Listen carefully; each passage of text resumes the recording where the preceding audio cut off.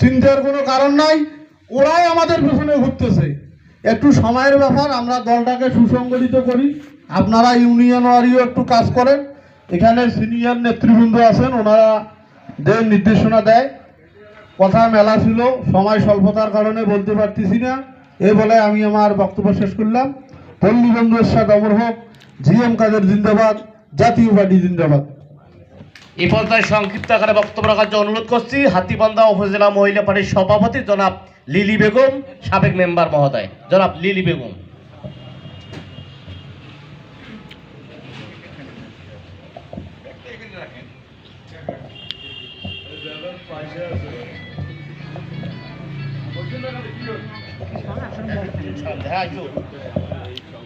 বিসমিল্লাহির রহমানির রহিম।